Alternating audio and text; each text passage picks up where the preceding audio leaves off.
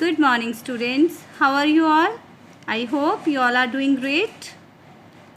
Okay, students, in last video we have read about Israeli pianist Matan.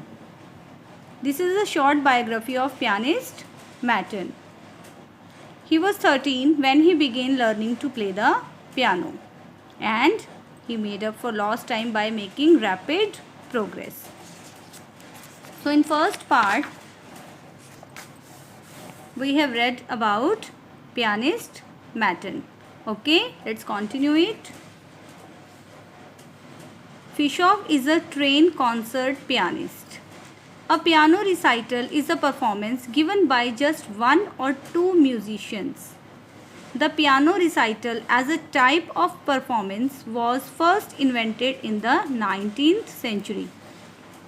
It was the composer Franz Liszt, that same one you read about above, who decided that if he was playing a concert, the focus ought to be only on him. Okay, first we will discuss about what is a piano recital. Okay, what is piano recital? Students, definitely you have seen that when somebody is playing piano, so many musical people attached to it. Yes, कि जब एक stage पे एक person है वो piano play कर रहा है, पियानिस्ट है वो पियानो प्ले कर रहा है, तो उसके आसपास और भी बहुत सारे म्यूजिशियंस होते हैं जो डिफरेंट इंस्ट्रूमेंट प्ले करते हैं. Yes, suppose somebody is playing violin, some people perform on stage. That group of people is known as piano recital. कि कोई वायलिन प्ले कर रहा है, कोई गिटार प्ले कर रहा है, there are number of peoples on the stage. तो सबसे पहले ऑब्जेक्शन इसके लिए हुआ था किसको? कंपोज़र फ्रांस लिस्ट को. He was opposed this idea. उन्होंने इस आइडिया को अपोज किया कि अगर मैं स्टेज पर हूँ, अगर मैं स्टेज पर पियानो प्ले कर रहा हूँ तो सारा फोकस मेरे ऊपर ही होना चाहिए. Franz Liszt spoke against this idea. He said, I am not agree with the piano recital because if all will play together, how can it identify that who is playing better? उन्होंने कहा कि अगर सारे ही लोग एक साथ perform करेंगे stage के ऊपर तो ये कैसे पता लगेगा कि कौन ज़्यादा अच्छा प्ले कर रहा है. So he changed piano recital into solo performance. Solo performance आपने भी बहुत सुना है. जब आपकी एक्टिविटीज़ या कॉम्पिटिशन्स होते हैं, solo performance will be there, कि सोलो परफॉर्मेंस होगी. What do you mean by solo performance? जब स्टेज पर सिर्फ अकेला ही पर्सन परफॉर्म करता है. तो वो फ्रांस लिस्ट थे जिन्होंने पियानो रिसाइटल को सोलो परफॉर्मेंस में चेंज कर दिया कि अब जो फोकस होगा सिर्फ पियानिस्ट के ऊपर होगा. अदरवाइज़ क्या होता था कि somebody is playing guitar, somebody is playing violin, कि कौन ज़्यादा अच्छा इंस्ट्रूमेंट प्ले कर रहा है. तो फ्रांस लिस्ट ने इसको बिल्कुल ही चेंज कर दिया. So I hope you understood this. अब until then, concerts had always included multiple musicians who shared the stage. As I told you before that, multiple musicians shared the stage. But Liszt used the memorable phrase, "Le concert c'est mot."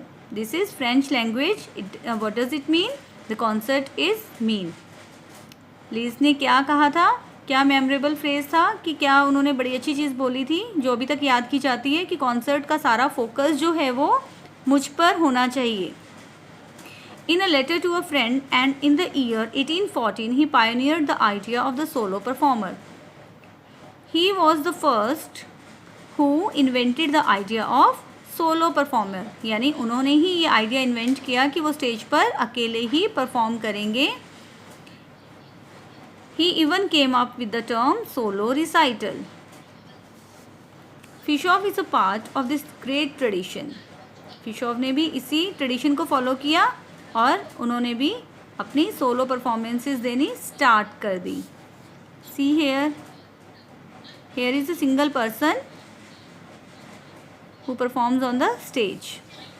The point of a recital is to showcase the talent of a single musician. It shows the talent of a single musician to show off their mastery. Mastery क्या होता है कि जो अपने talent में perfect होता है. Of their chosen instrument. Least captivated audiences. Captivated क्या होता है? Attract करना. Least attracted audiences by playing music composed by the great classical musicians from Johann Sebastian Bach to Frederick Chopin. Johann Sebastian Bach to Frederick Chopin, as well as playing his own compositions.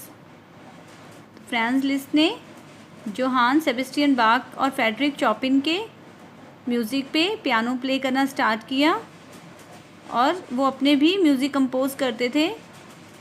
Fischoff too has been inspired by and has played the music of Chopin. Fischoff ने भी क्या किया? वो भी Franz list की तरह ही inspire होकर चॉपिन के म्यूज़िक पे पियानो प्ले करते थे. He was also inspired by Chopin's music, as well as Johannes Brahms. In addition to more modern composers like the Israeli Paul Ben-Ham, is known for his virtuosity and talent. Virtuosity means कि किसी भी talent में perfect होना. So Paul Benham was a great composer, Israeli composer. And Matan Fishof also played the piano on the music of Israeli Paul Benham and his creative interpretations of well non musical PCs.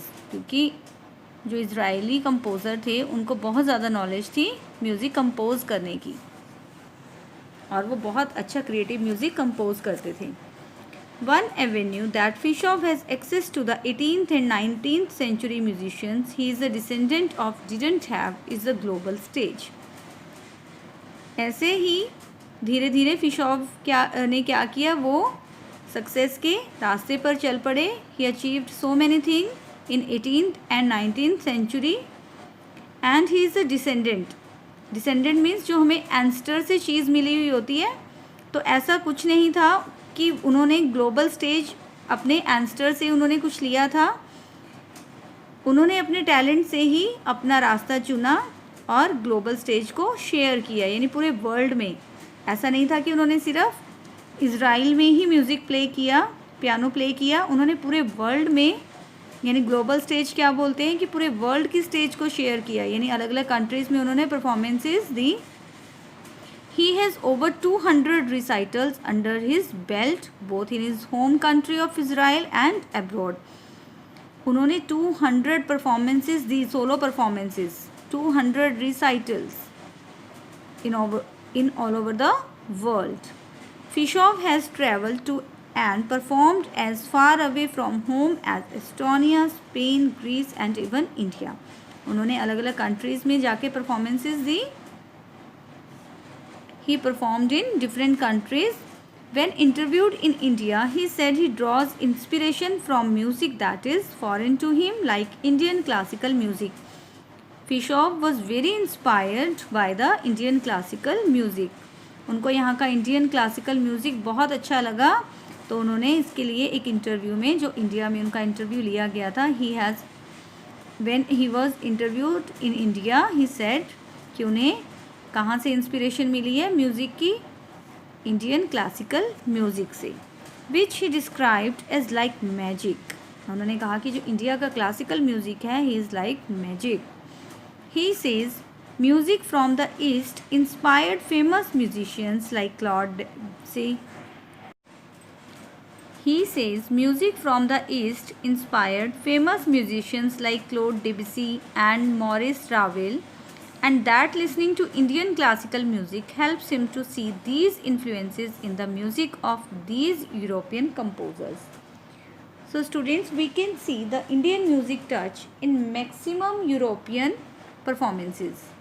कि जितने भी Europe में composers हैं, आप उसमें Indian music का touch भी देख सकते हो. Merton Fischoff was very inspired by Indian music and he was inspired by the famous musician Claude Debussy and Maurice Ravel. Fischoff's accomplished performances, accomplished means complete करना, Fischoff accomplished performances have entertained audiences ever since he began performing, and it is certain he will go far.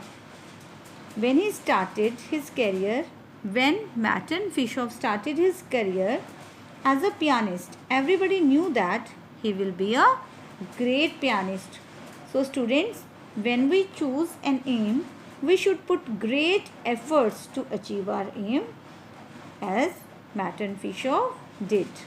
And Martin Fischoff got his aim by the hard work and dedications. Age doesn't matter कि आप किस as में सीख रहे हैं.